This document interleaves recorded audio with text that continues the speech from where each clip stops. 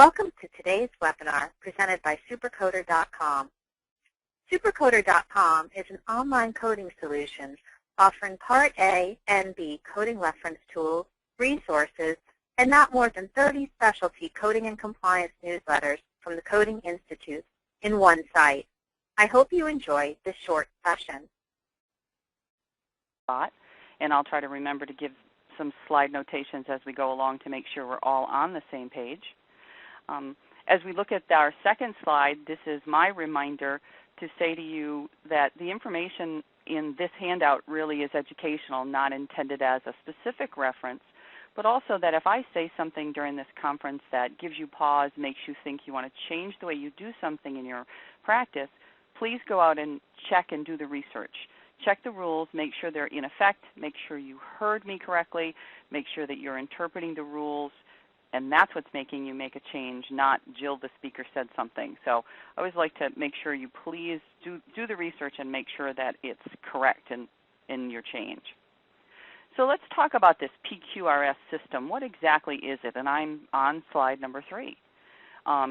This is something that came out. It was established back in 2006 by one of the numerous CMS anagrams that we see. And it was criteria that they wanted to measure in order to see kind of what doctors were doing.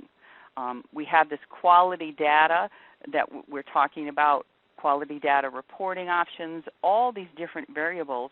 And as we start into this, one of the things we have is, where do we start? There's all these variables of information, and hopefully I've laid them out in a manner that we'll be able to collectively get to the point where we understand the system.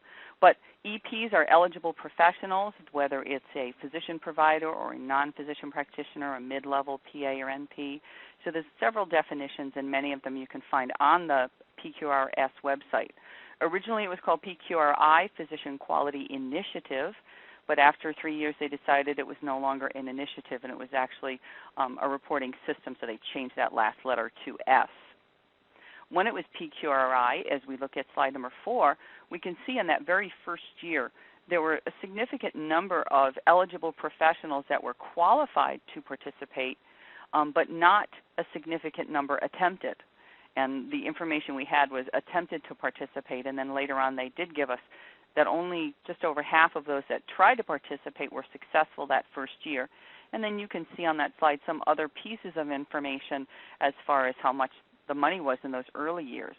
The next year they had a significantly larger number that participated, but again only about half or just over half were successful.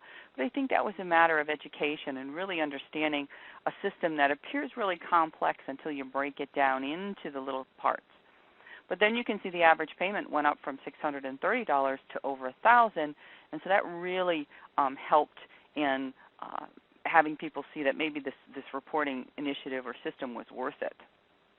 In 2009, again, more people participating, and again, more successfully reporting. So as the educational piece kicked in, people started to really understand it better, then they were more successful in their reporting. And then as we get to 2010, we had less people participating, but average money was continuing to go up as people were more successful, as practices all participated. And again, EPs, eligible professionals, that's a single provider. And we'll talk about groups a little bit later.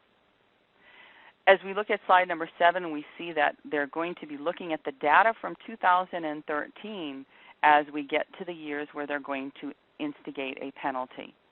And in 2015, they'll be looking at the reporting period of next year, 2013.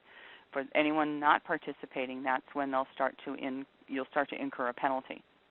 The Affordable Care Act has given us the incentive payment options through 2014. You can see that on the bottom of the slide, so that we know we're working at least with that 0.5% for the next couple of years. That 0.5% is 0.5% of all of the money paid to the EP or eligible provider or physician, if you will, or mid-level, 0.5% of all of the money that they were paid from Medicare fee-for-service for that year. and that's the dollar amount that we SuperCoder is the fastest growing online reference tool with more than 25,000 subscribers. Call 866-228-9252 to get a free product demo or sign up at supercoder.com for a 7-day free trial.